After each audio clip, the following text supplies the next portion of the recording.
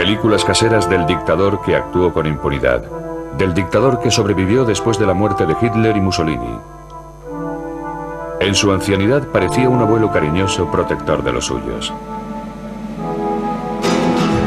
Esta es la historia, sin embargo, del hombre que se convirtió en el general más joven de Europa desde Napoleón, que alcanzó el poder en un golpe de Estado concebido por su hermano, que ocultó al mundo sus acuerdos con Hitler, que creía haber sido designado por Dios para llevar a cabo una cruzada que salvara a España, y que firmó condenas de muerte mientras se tomaba una taza de café.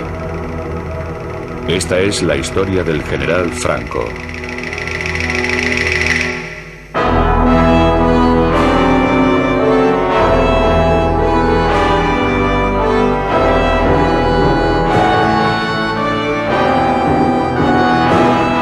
Franco, la verdadera historia.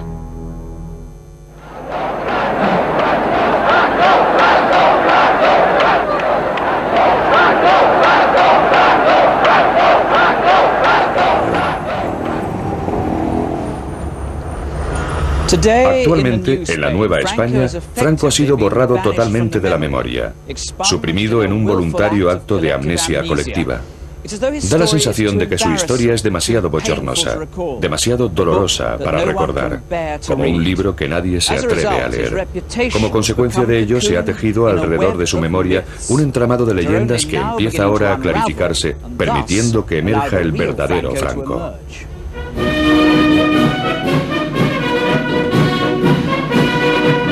Hace un siglo, en el año en el que nació Franco, España seguía siendo un poderoso imperio, pero el imperio se batía en retirada. Tenía más de espectáculo que de sustancia. En ninguna parte era tan evidente la decadencia como en el puerto naval del Ferrol, en donde una aislada comunidad seguía aferrada a rígidas tradiciones basadas en la jerarquía y la disciplina. En esta casa, el 4 de diciembre de 1892, nació Francisco Franco en el seno de una familia que había servido a la Marina durante 2 siglos. Eran 4 hermanos y compartió su modesta educación con su hermana Pilar. Mi hermano era un chico muy serio, muy formal, muy delgadito, muy moreno, le llamaban cerillita, cerillita de lo delgadito que era. Él tenía 2 locuras, el estudiar y por mi madre, que él era un enamorado de mi madre. Su madre era una mujer austera y piadosa que imbuyó su infancia de fe católica en su forma española más conservadora. Sus valores serían una constante a lo largo de toda la vida de Franco. Su padre, en cambio, un contador naval, era un libre pensador a quien le gustaban la bebida y las mujeres. Humillado por la vergüenza que esto causaba a la familia, Franco sentía un amargo desprecio por su padre, pero al guardárselo para sí, aprendería a reprimir todo tipo de emociones. En 1898 temblaron los cimientos del pequeño mundo de El Ferrol. La desvencijada flota española hubo de enfrentarse a la poderosa y moderna marina norteamericana en guerra por la última colonia española en Latinoamérica, la isla de Cuba. Los españoles enseguida se vieron atrapados en una derrota tan traumática como la de Trafalgar. Pueden imaginarse lo que debió sentir aquel niño de 6 años cuando los restos de la flota regresaron a este puerto de luto. Lo que fue una calamidad para España supuso una tragedia personal para cada uno de los individuos de esta cerrada comunidad. En los colegios, los alumnos llevaban brazaletes negros y Franco y sus compañeros eran instruidos con frases como «El deber es más hermoso cuanto mayor sea el sacrificio que exige». El heroico fatalismo que contienen estas morbosas palabras acosaría a Franco, y el ansia nostálgica por restaurar la antigua grandeza de España se convertiría en su implacable meta.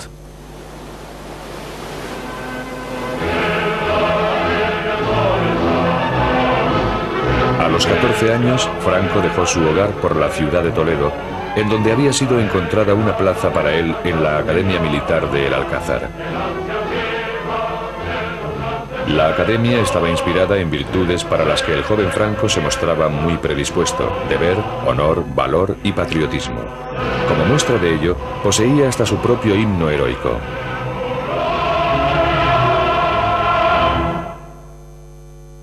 El nuevo cadete tenía tan poca estatura y una voz tan aguda que se convirtió en víctima de los gamberros de la academia. Su constitución era tan frágil que fue obligado a portar un rifle recortado. Humillaciones que soportó con estoica resolución. Franco era diligente, pero no mostraba ninguna cualidad que sugiriera que sería un líder en el futuro. No es de sorprender que al terminar sus estudios, Franco consiguiera el mediocre puesto número 251 entre 312 cadetes. Era el año 1910. Los resultados conseguidos por Franco en la academia significaron que tendría pocas perspectivas en un ejército ya saturado de oficiales.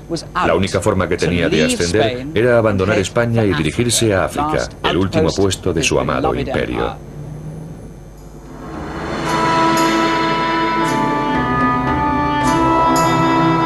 Marruecos, una tierra despiadada a la que España había estado atada desde hacía siglos. Sin embargo, en aquel remanente del antiguo imperio sería donde se formaría el joven Franco. Sin África, diría más tarde, no podría explicar lo que soy. España estaba allí comprometida en una incansable campaña contra las tribus rebeldes del Rif marroquí, que luchaban por recuperar sus tierras del poder colonial. En aquella lucha sin cuartel, Franco haría alarde de cualidades que hasta entonces habían pasado desapercibidas. No solo era tenaz, sino que parecía no temerle a nada.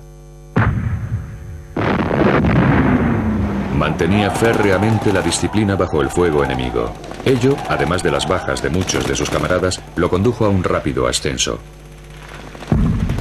El índice de bajas era tan alto que a los heridos se les dejaba morir por rutina en el lugar en el que habían caído. Al sobrevivir a tales peligros, Franco empezó a parecer intocable. Pero no lo era. El inevitable telegrama a casa informó de que había sido gravemente herido en el estómago. Mucho tiempo después, él mismo narró a su hija Carmencita cómo había escapado de la muerte. Él estaba tendido en la camilla y veía que iban recogiendo a los demás heridos y los iban depositando en unas camionetas y se los llevaban. Y que a él no lo llevaban.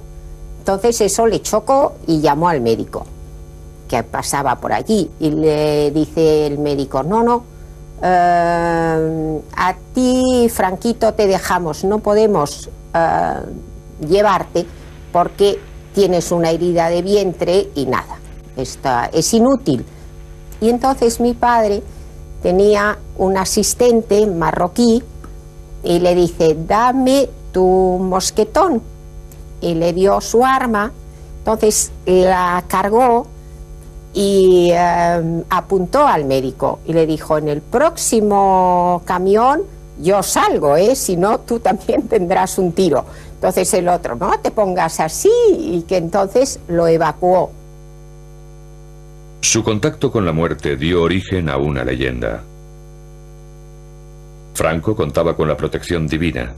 Él mismo empezó a creérselo, mientras los rudos soldados que estaban bajo sus órdenes lo contemplaban admirados. Es el primero que sale en avanzadilla. Lo he visto caminar delante de todos los demás mientras ellos apenas podían levantar la cabeza de la cantidad de balas que caían a su alrededor. Mira simplemente a un tipo con unos ojos muy serios. Dice: ejecutadlo, y se da la vuelta sin más. Está muy aislado. No es amigo de los demás oficiales, que se van de juerga y se emborrachan. Él se queda solo en su tienda. Después de estar 14 años de servicio, el mediocre teniente había ascendido con tanta rapidez que cuando abandonó Marruecos de regreso a la península en 1926, se había convertido en el general más joven de Europa desde Napoleón. De vuelta en Madrid, el general de 33 años estaba muy solicitado. Era una celebridad y tuvo hasta la osadía de interpretarse a sí mismo en un largometraje.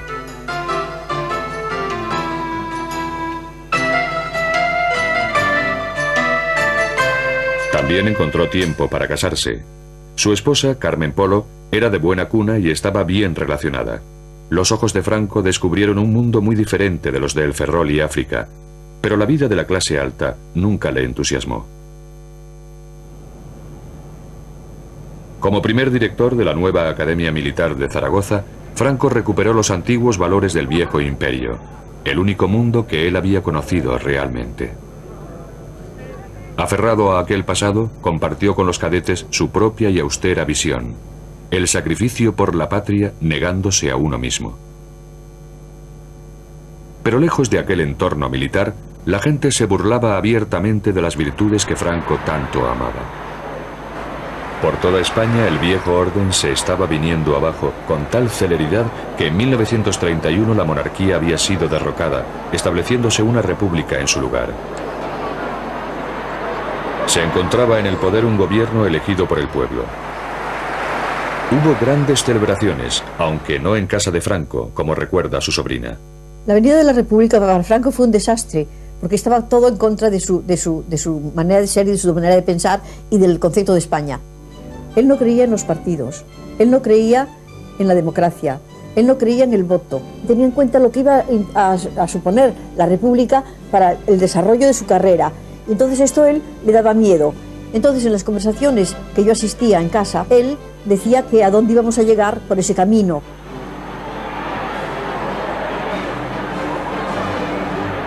El nuevo Estado era sin duda frágil y se debatía peligrosamente entre la izquierda y la derecha en una nación profundamente dividida. En 1934, la tensión explotó cuando los mineros de Asturias se levantaron contra el gobierno. Al haber una coalición conservadora en el poder, se le encomendó a Franco aplastar la revolución, una labor que llevó a cabo con escrupulosa dureza. 2000 mineros resultaron muertos o heridos. Más tarde, Franco sería apodado por los izquierdistas el carnicero de Asturias.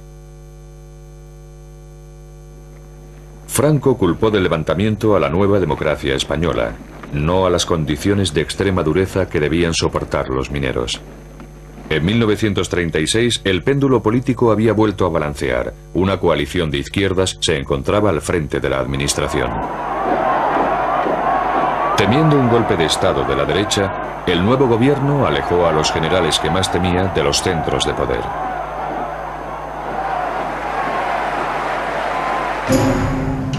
Franco fue desterrado a las aisladas Islas Canarias, a 1300 kilómetros de Madrid. En Tenerife, el nuevo comandante militar, su esposa Carmen y su única hija, Carmencita, eran cuidadosamente observados por las autoridades republicanas leales, que se aseguraron de intervenir el teléfono de Franco, de abrirle el correo y de vigilar todos sus pasos.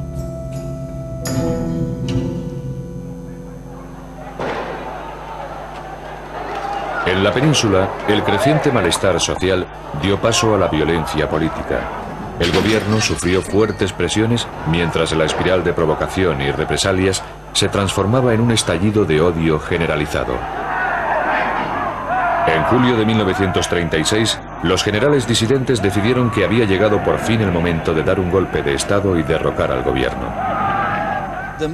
Dice la leyenda que desde su exilio en Canarias, Franco fue la mano oculta tras el alzamiento militar que pronto conduciría a España a una guerra civil.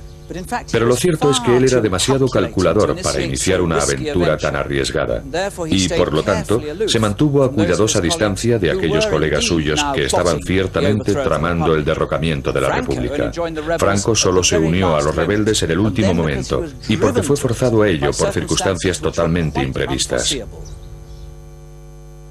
La planificación del golpe de Estado estaba en manos del general Mola. Ya que Franco se había comportado como un héroe en Marruecos, Mola le pidió que encabezara el alzamiento allí. Los rebeldes habían contactado ya con simpatizantes en Londres para elaborar un plan que obligase a Franco a tomar parte.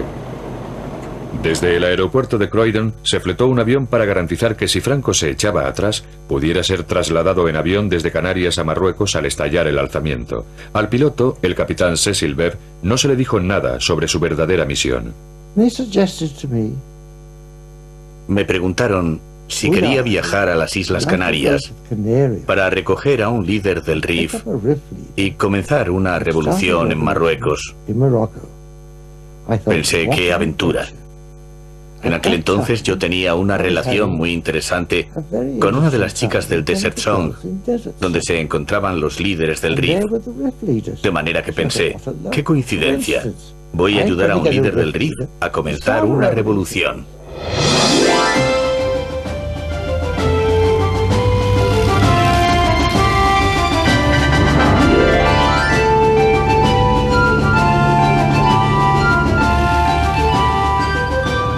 El 11 de julio, el Dragón Rapid despegó rumbo a Canarias. Para evitar tomar tierra en España, tuvo que tomar una ruta más larga. Y para eludir sospechas, tuvo que aterrizar en Gran Canaria en lugar de en Tenerife, en donde Franco estaba siendo sometido a una estrecha vigilancia. Pero Franco seguía mostrándose reacio. De hecho, mientras el avión estaba en pleno vuelo, envió un mensaje cifrado a los rebeldes diciéndoles: «No me moveré de aquí, no me uniré a vosotros». En España, Mola se encolerizó, pero insistió en que el golpe siguiera adelante de todas formas. En aquel momento, el destino intervino decisivamente. El día 13 fue hallado el cadáver de un influyente político de derechas, Calvo Sotelo. Había sido asesinado por la policía republicana en un ajuste de cuentas. Los generales rebeldes decidieron entrar en acción.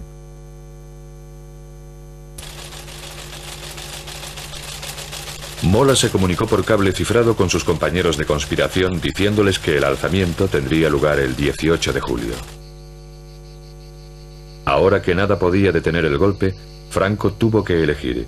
Sopesó cuidadosamente las ventajas y, al comprender que nadie estaba a salvo, se declaró finalmente a favor de los rebeldes.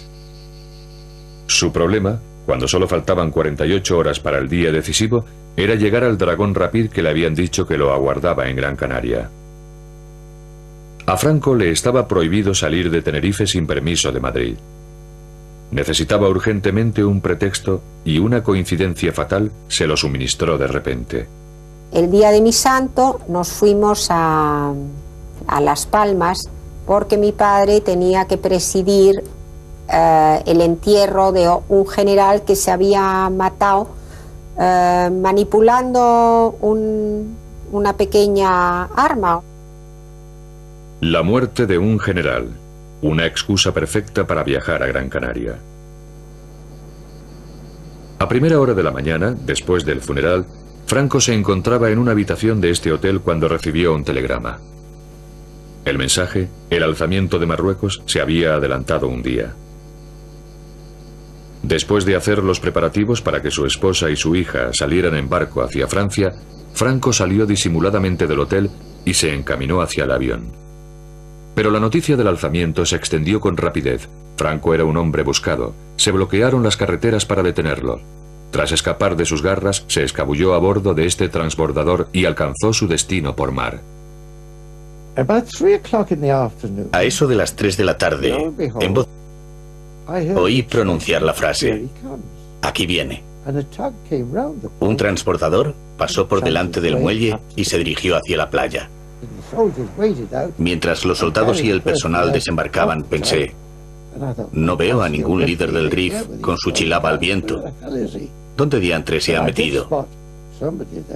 Pero vi a un hombre que parecía un general con un ancho fajín. Cuando se acercó al avión, me fue presentado como el general Franco. Subió a bordo. Yo entré en la cabina, puse en marcha los motores y despegamos. En la península, los rebeldes tenían problemas. En lugar de conseguir el control en toda España, solo lograron hacerse con 2 zonas. Para conquistar el resto del país, necesitaban urgentemente la ayuda del ejército español destacado en Marruecos. Pero la Marina española, que seguía siendo fiel a la República, patrullaba incesantemente el estrecho de Gibraltar. Franco, que había llegado ya a Marruecos, estaba atrapado al otro lado del mar.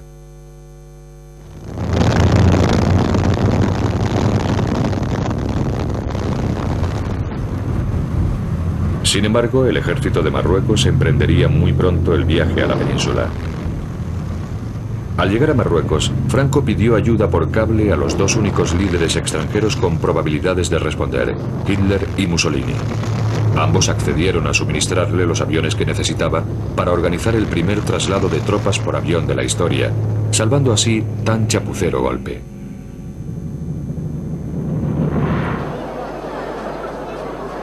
Cuando Franco llegó a Sevilla, el rebelde fue recibido como salvador del alzamiento, el general más famoso del llamado Bando Nacional.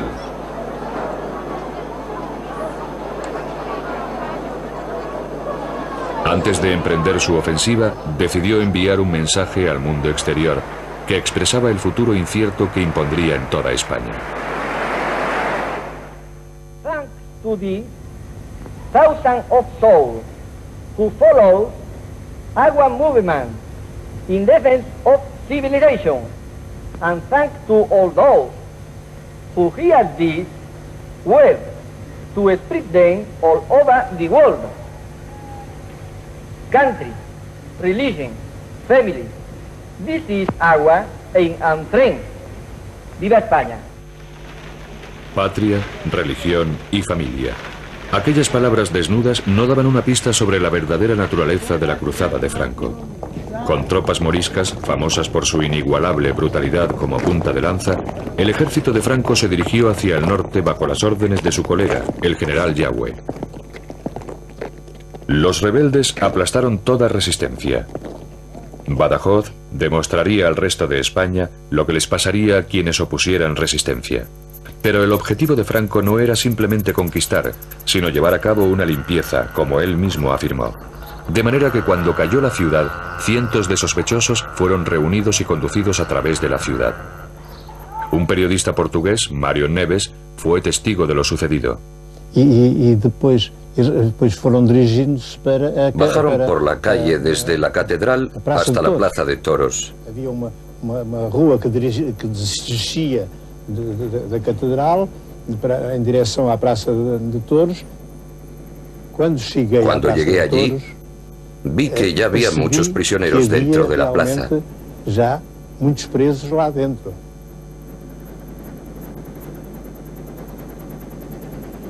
Iam buscá-los. La mayoría de los prisioneros estaban encerrados en los toriles en donde solían estar los toros. Antiguamente los toros y los toreros iban buscarlos. Los sacaron y los condujeron al centro de la plaza, en donde los fusilaron. Y mataban en pequeños grupos. Los mataban en pequeños grupos. Esos muertos cargaban sus cadáveres en camiones y carretas y los llevaban al cementerio, en donde los apilaban en filas.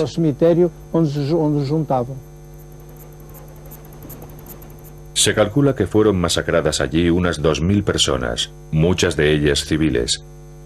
En aquel espantoso conflicto se cometieron atrocidades en ambos bandos, pero los nacionales fueron sistemáticos. Como Franco dijo, no habrá tregua ni compromiso. Seguiremos adelante, cueste lo que cueste.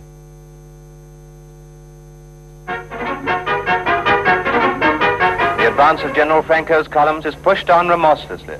White troops and Moors, well armed and trained in modern methods of warfare, supported by powerful artillery, overcome the resistance of government. Madrid era su destino, pero Franco desvió de repente a sus tropas hacia una ciudad sin ninguna importancia estratégica, pero con un gran significado simbólico. Aquí, en el Alcázar de Toledo, grupos de familias nacionales estaban atrapadas en las bodegas de la antigua Academia de Franco, soportando terribles privaciones. Bajo el asedio de la milicia republicana, su rescate era una cuestión de honor, y para Franco, una ocasión inmejorable para aumentar su prestigio, aprovechando un drama que había cautivado la atención de la opinión pública.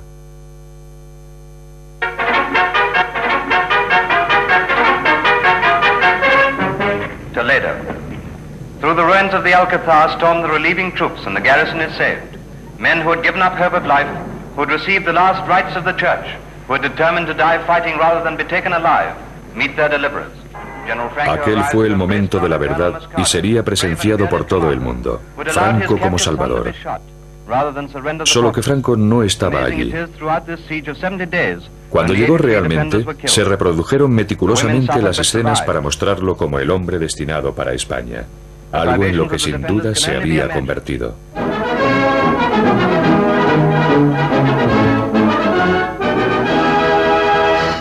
Con el paso de los días llegaron más noticias. Y de nuevo había una gran distancia entre la imagen dada y la realidad. In Burgos, the seat of the Spanish rebel government, there is a big crowd for a big occasion. For General Franco has arrived on very special business. And amid the plaudits of the multitude, they go inside to the old palace, where he addresses the leaders of the rebellion assembled to hear him. He is nominated head of the state, and his friends again embrace him on the appointment. Lo que los dignatarios allí reunidos no podían saber era que la impresión ofrecida por Franco de haber sido investido como la autoridad suprema era, por decir poco, equívoca. Las pruebas ahora disponibles revelan que los generales estuvieron discutiendo hasta el último momento cuáles debían ser exactamente los poderes que otorgarían a su ambicioso colega. Ahora sabemos que justo antes de la liberación del Alcázar, los generales rebeldes abandonaron el frente para reunirse en esta finca cerca de la ciudad de Salamanca. Aquí nombraron a Franco jefe de Estado, o generalísimo, como sería conocido. Franco, no obstante, también deseaba el poder político, y para obtenerlo, sus seguidores concertaron otra reunión. Entre ellos destacaba su hermano Nicolás, que habría de jugar un papel decisivo en el meteórico ascenso de Franco. Después del golpe efectista orquestado por Franco en el Alcázar, Nicolás organizó una bienvenida para su hermano que impresionaría a sus colegas cuando regresaron a la segunda reunión. En la finca utilizaron el comedor familiar como sala de reuniones. Después de una acalorada discusión, accedieron a otorgarle el máximo poder político, pero con la condición crucial de que solamente lo ostentaría durante la guerra y que debería retirarse una vez se hubiera obtenido la victoria, lo cual esperaban que fuera cuestión de unos pocos meses. Esta limitación, sin embargo, no les pareció suficiente a algunos de los militares de más edad. El general Cabanellas, que conocía demasiado bien a Franco, confesó más tarde que había advertido a sus colegas acerca de la desaforada ambición del generalísimo. No sabéis lo que habéis hecho, porque no lo conocéis tan bien como yo. Si, como pretendéis, le hacéis entrega de España, creerá que es suya y no permitirá que nadie lo sustituya ni durante la guerra, ni después de ella, hasta que haya muerto. El decreto fue llevado al cuartel general de los rebeldes en Burgos para ser impreso. Pero en el documento había sido omitido del texto la crucial condición, para asombro de aquellos que creían estar al mando, como Ramón Garriga. En la reunión de Salamanca, celebrada por los generales, en el documento que establecieron, pusieron la frase que Franco sería jefe, pero que al final de la guerra él dejaría de ser jefe, y esta frase no apareció en el documento. Ahora, el misterio que existe todavía es quién sacó la frase del documento. Ahí está, Nicolás Franco. Las pruebas que apuntaban contra Nicolás han sido reforzadas por su propio hijo, quien nos aseguró que su padre había manipulado el documento final. El golpe de Estado había sido llevado a cabo con habilidad. No había ningún rival lo bastante fuerte como para desafiar los hechos consumados sin perjudicarlos a todos, y los generales eran reclamados urgentemente en el frente. Esta es la verdad acerca de la leyenda según la cual Franco aceptó el poder absoluto solo para complacer a sus colegas.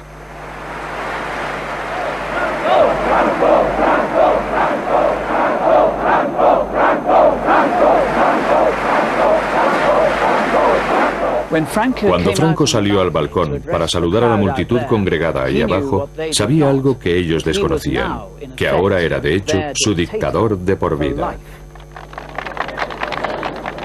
A partir de entonces, Franco dejaría de ser un simple mortal.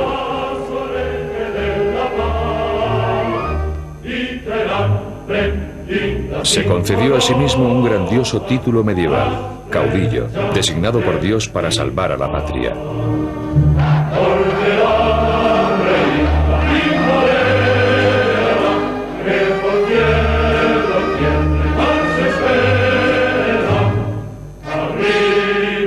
proclamar que la suya era una cruzada santa, comprometió a los jefes de la Iglesia Católica con su causa.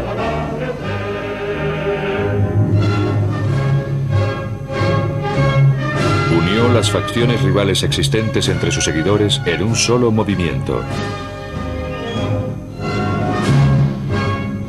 El saludo, el uniforme y el himno, todos los adornos de un Estado fascista.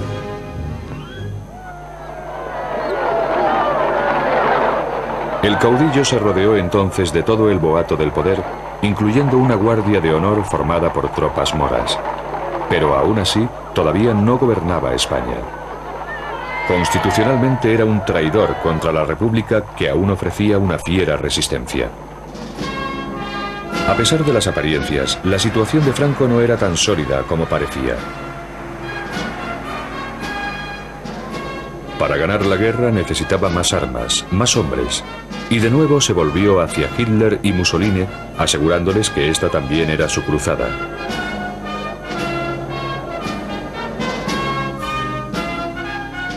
Para ejercer más presión aún, Franco reclutó incluso a su hija. Cuando un día me dijeron que tenía que enfrentarme con unas cámaras porque iban a sacar unos planos y que tenía que decir unas palabras. Oye, nena, ¿qué? ¿Quieres decirle algo a los niños alemanes? Bueno, no, pero ¿qué les digo? Lo que quieras. Pido a Dios que todos los niños del mundo no conozcan los sufrimientos y las tristezas que tienen los niños que aún están en poder de los enemigos de mi patria, a los que yo envío un beso fraternal. ¡Viva España!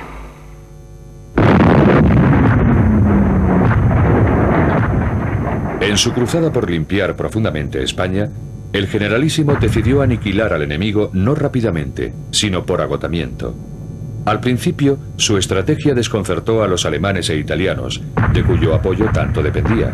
Pero estos pronto comprendieron la existencia de un propósito oculto. Los generales alemanes se sentían frustrados porque, desde su punto de vista, Franco avanzaba con demasiada lentitud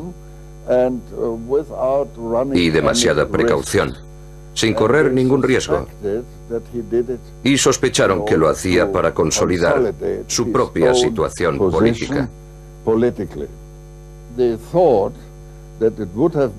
Opinaban que se habría podido ganar la guerra fácilmente un año antes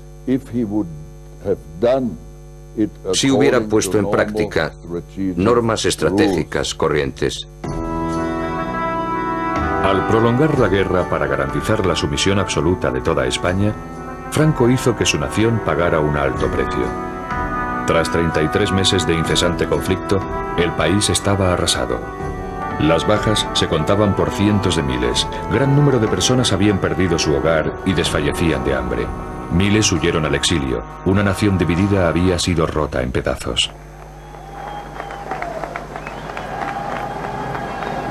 En la primavera de 1939, el tímido muchacho que apenas podía sostener un rifle tenía un pueblo a sus pies.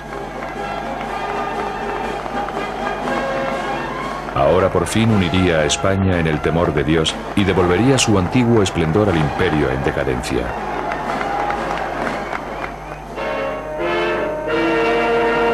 Unos meses más tarde, comenzaba el Reich de los 1000 años. Franco se quedó fascinado por la escala de la ambición de Hitler. Años después, cuando quiso ser considerado como uno de los grandes hombres de Estado de Europa, la verdad acerca de su ambiciosa actuación durante esta guerra fue cuidadosamente revisada para ocultar ciertas pruebas realmente bochornosas. Los seguidores de Franco se han esforzado mucho por convencer al mundo de que su hombre jugó un papel muy astuto durante la Segunda Guerra Mundial y de que, a pesar de las fuertes presiones para que se uniera al eje, se impuso con fuerza para mantener a España al margen de la guerra y de que en realidad no había sido más que un espectador patriótico de aquel gran cataclismo.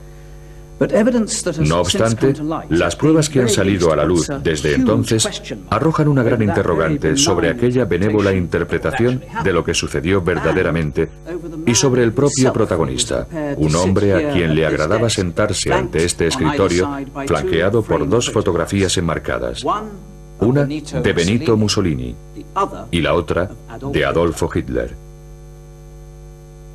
Hoy en día, la mayoría de los españoles reconoce que Franco sentía cierta simpatía por Hitler, pero pocos saben que hubo mucho más.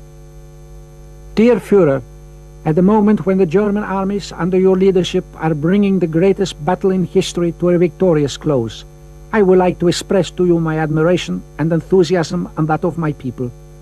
I do not need to assure you of how great is my satisfaction in rendering to you at all times services which you regard as most valuable. With the expression of my unchanging friendship and regard, General Franco. Detrás de aquellos halagos había un frío cálculo. En junio de 1940, mientras los panzers alemanes bombardeaban Europa, el caudillo pensó en hacer realidad sus propios sueños imperiales siguiendo la estela de las conquistas nazis. Estando Francia ocupada y Gran Bretaña con muchas posibilidades de caer pronto bajo el yugo, Hitler tendría pronto Europa en sus manos. Al menos eso le parecía a Franco. A finales del verano de 1940, Franco envió a su cuñado, Serrano Suñer, a Berlín como enviado personal. Der Führer empfing den Abgesandten General Francos, Innenminister Serrano Suñer, zu einer längeren Aussprache in der neuen Reichskanzlei. A Serrano se le encomendó que informase a sus anfitriones de que España entraría en guerra en el bando alemán a cambio de ayuda y armas y un buen trozo de África del Norte en donde volver a instaurar el imperio español. A los alemanes no les impresionó la oferta, como descubrió el enviado de Franco en un humillante encuentro con el ministro de Asuntos Exteriores nazi.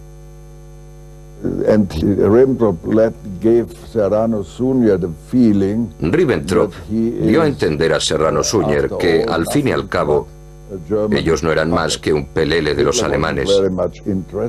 A Hitler no le interesaba demasiado lo que España necesitaba para tomar parte en la guerra.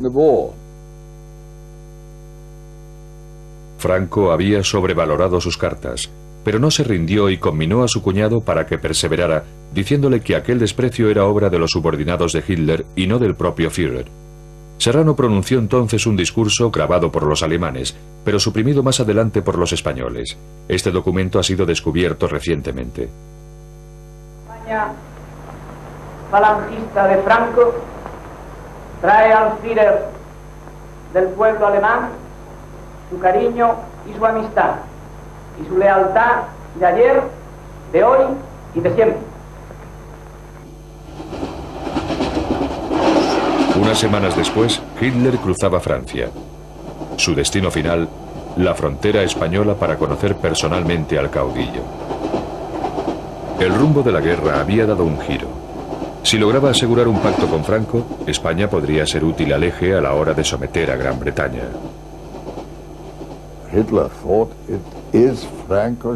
Hitler pensó que Franco tenía el deber de entrar en el bando alemán, como agradecimiento por todo lo que Alemania había hecho por España y por Franco en concreto.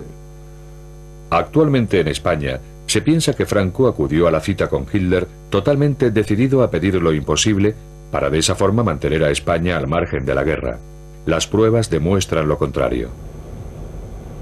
Acompañado por su cuñado, Franco partió de San Sebastián hacia su fatal encuentro en Hendaya, a solo 25 kilómetros de la frontera francesa.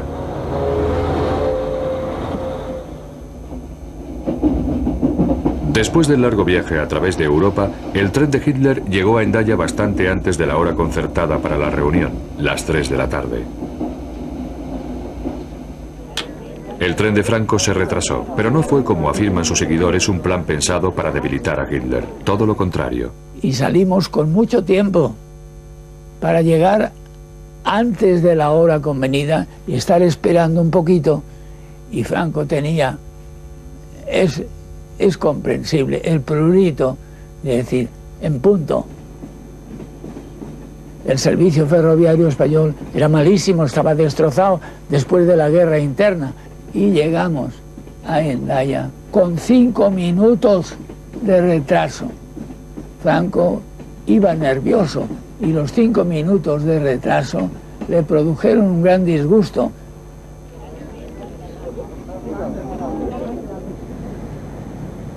Franco, en lugar del retraso de la elección, lo que hizo es que Hitler le dio la mano y Franco le cogió a Hitler su mano con las dos suyas para ser más afectuoso todavía.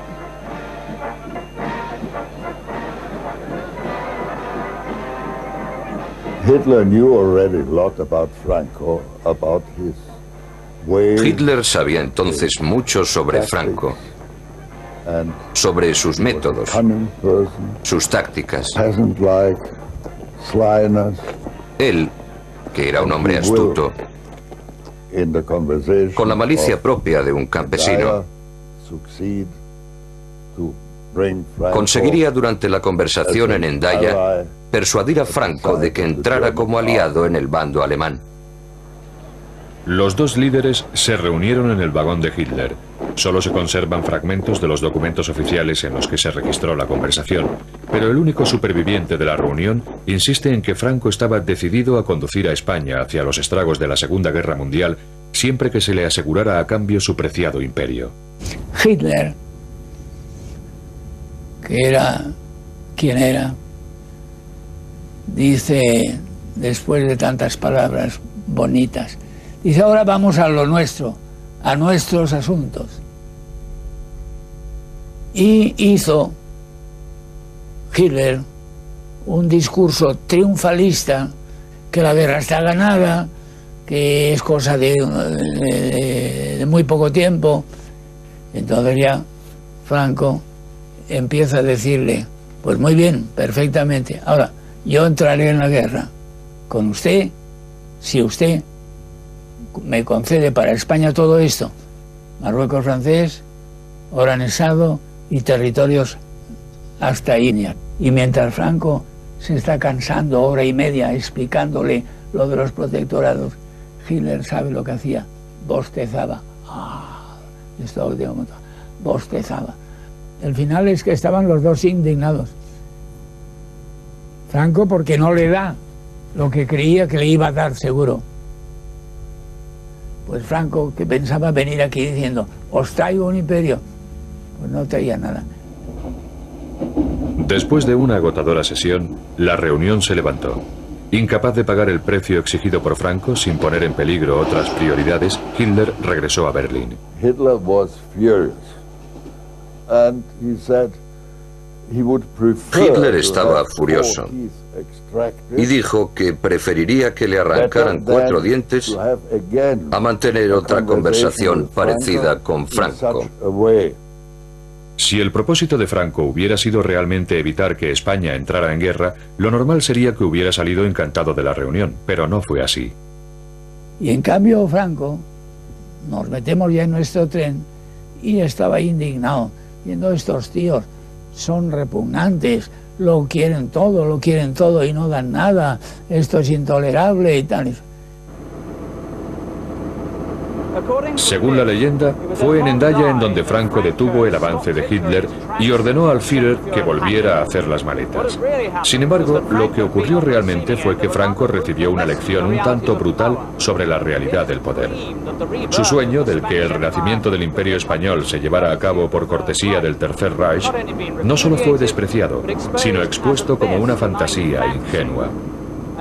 En cuanto al exhausto Hitler, al día siguiente estampó su firma en un documento secreto por el que comprometía a España en el tratado entre nazis y fascistas, que él pensaba que lo conduciría pronto a la victoria sobre Gran Bretaña. Cuando empezó a hacerse evidente que la victoria nazi se iba a posponer indefinidamente, Franco tuvo la cautela de retomar sus relaciones con los aliados, manteniendo una estricta neutralidad.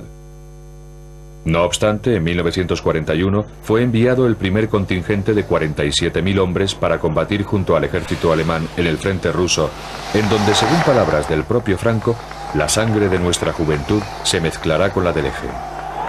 La División Azul, así como materias primas vitales, la utilización de bases de submarinos y centros de espionaje, simbolizaron un compromiso con Alemania del que solo se obtendría una amarga recompensa. En 1945, tras la desaparición de los otros dos dictadores, Franco se encontraba aislado y aparecía ante los ojos del mundo entero como un indeseable fascista.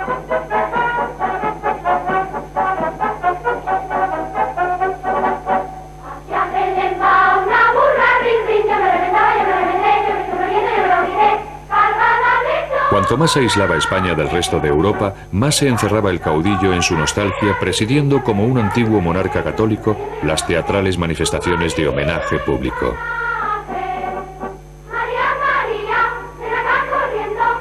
El mundo exterior, declaró, no es importante. Nosotros hemos de mirar hacia adentro.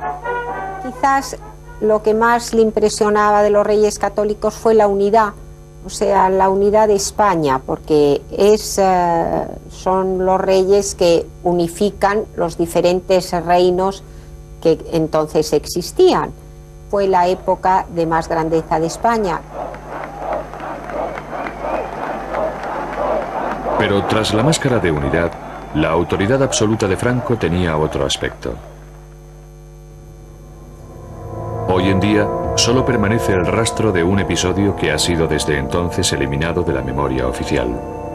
En esta seca llanura de Castuera hubo en otro tiempo un campo de concentración, uno de los muchos en los que casi 500.000 de españoles fueron confinados después de la Guerra Civil. José Hernández estuvo allí recluido. Su delito, haber luchado en el bando republicano contra Franco. Había 70 barracones, así, con dirección así. Con las calles correspondientes.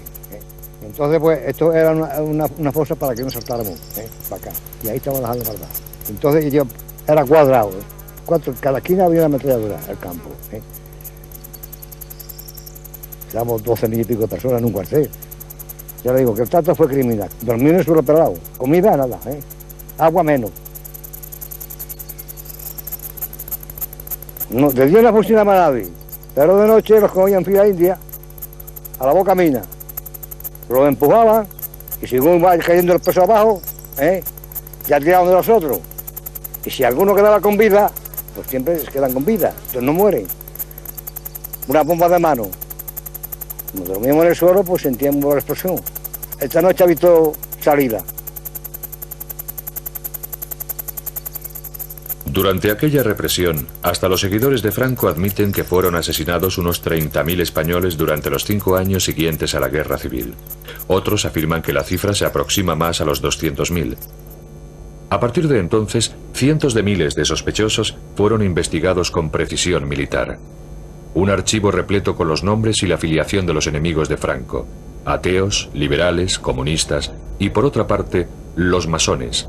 Los masones eran la pesadilla de Franco. No ha habido en nuestra nación ninguna rebelión ni conato de traición contra la patria que no se fraguase en la sombra de las logias masónicas. Y aún hoy, liberada España de esta carroña, todavía esas insignificantes marejadas políticas, por mucho que se disfracen, obedecen siempre a la intriga y a la oculta inspiración de los masones expatriados.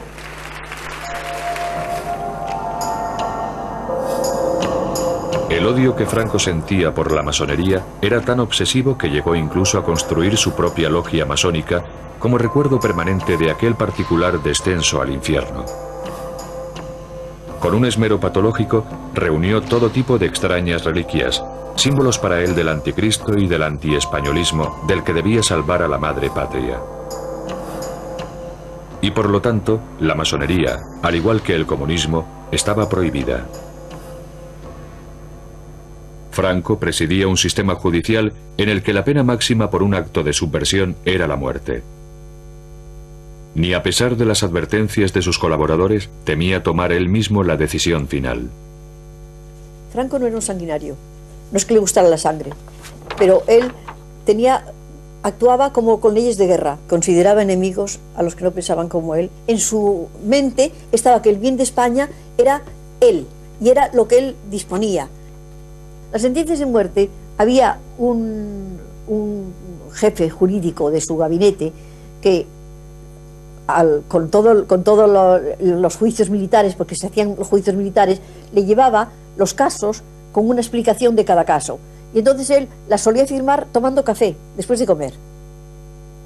Iba este señor, llevaba los papeles y allí se firmaba, este sí y este no. Esto es muy duro, pero es que es así. Franco decretó que se construyera un monumento en honor de aquellos, y solamente aquellos que habían entregado su vida durante la guerra civil en defensa de los ideales que él representaba.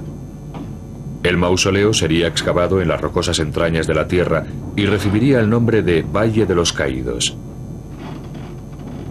Entre los trabajadores, más de 20.000 hombres, había cuadrillas de prisioneros republicanos que trabajaron allí durante 20 años para que, según palabras de Franco, pudieran redimirse a través del trabajo. Coronando aquellos siniestros ideales, Franco colocó una enorme cruz más alta incluso que la Torre Eiffel.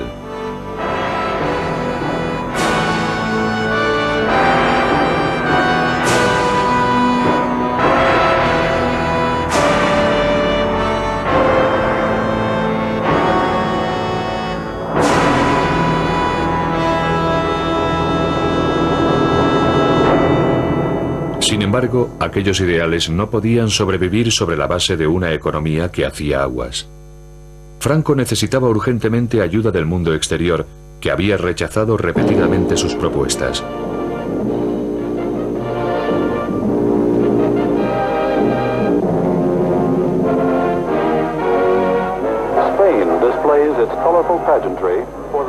En 1959, el líder del mundo libre puso pie en un país que había sido condenado al ostracismo por las demás democracias. Pero era la época de la Guerra Fría, y España ofrecía un puesto estratégico contra la Unión Soviética.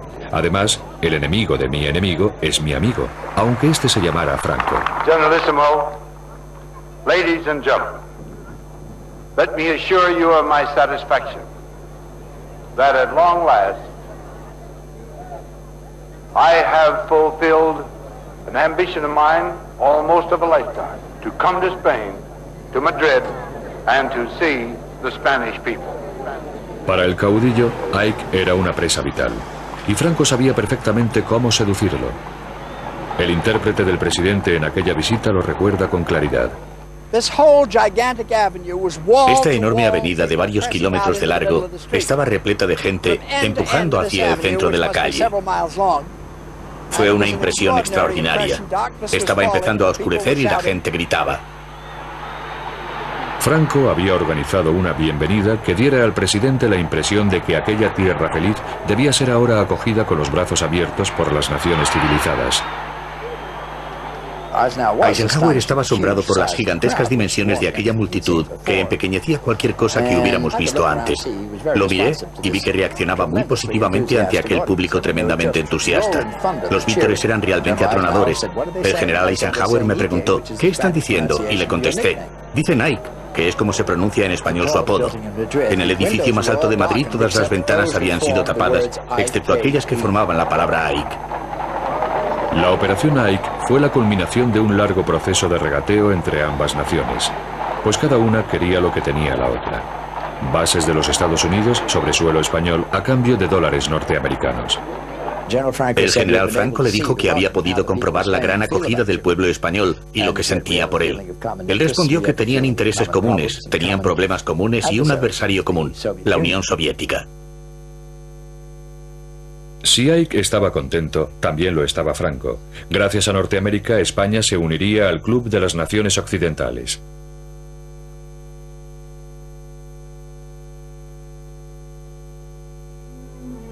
Por fin, Franco podía empezar a relajarse y a cultivar una imagen diferente. Ya no era el caudillo en plena cruzada, sino un hombre paternalista y generoso que protegía al pueblo español. Y resultaba mucho más fácil ahora que gobernaba bajo un despegue económico, algo que apenas comprendía, pero del que siempre se declaró responsable. Excelencia, Nodo quiere también felicitarle y recoger sus palabras para los espectadores de nuestro noticiario. Yo saludo y felicito al Nodo en este 20 aniversario de su fundación, y de esta paz y tranquilidad de España envío mis votos de paz y de felicidad para todo el mundo del año 1963. Gracias, Excelencia. Detrás de aquella fachada paternal, sin embargo, se seguía imponiendo una política represiva, algo que Franco comprendía perfectamente. En toda Europa, los años 60 fueron el comienzo de una nueva era de libertades sociales y de protestas políticas, pero no en España, en donde el Estado policial seguía amordazando la libertad de expresión y opinión. Había el viejo principio de que la guerra, la información, él tomaba siempre la cosa de una beligerancia frente a un enemigo, que era el comunismo. Pues la información es básica para ganar una victoria. Tenía el mapa de la clandestinidad, en la cual estaban perfectamente delimitados los campos de la oposición. Franco no comprendía los cambios que agitaban al mundo exterior y sentía una profunda adversión por el modo en el que empezaban a infiltrarse también en España. Era un anciano que se refugiaba cada vez más en la seguridad nostálgica de la finca privada que se había construido en El Pardo.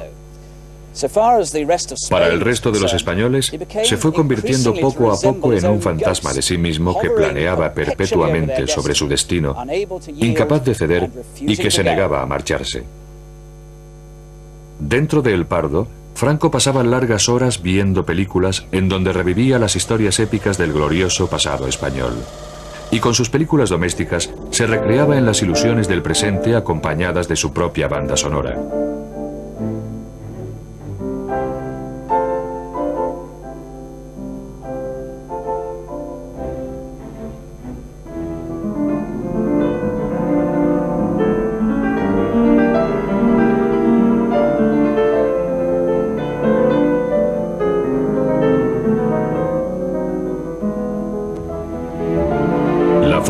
Que ascendió al poder y la verdadera naturaleza de su gobierno totalitario podían ahora cambiar de enfoque, y aquel amable anciano podía alardear de haber llevado a cabo una misión en nombre de su creador. Franco se creía un enviado de Dios, y yo creo que nunca dudó de que él era un hombre enviado por Dios para salvar a España. Por eso creo que moriría en paz, seguro, porque él estaba muy seguro de esa misión. Y eso sí me lo dijo el mismo Franco a mí, que él se creía un enviado de Dios para ser padre de los españoles, y él me decía esta frase: padre, miren, me extraña mucho que algunos españoles estén contra mí, porque yo me considero padre de todos los españoles.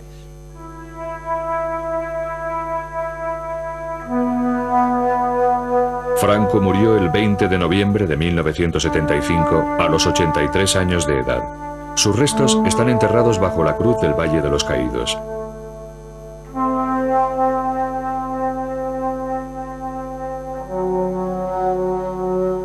La huella de este hombre ha quedado grabada de forma indeleble en la historia de España. Los españoles rechazan ahora aquel pasado, pero todavía lo encuentran demasiado molesto para identificarse con él como individuos y como nación.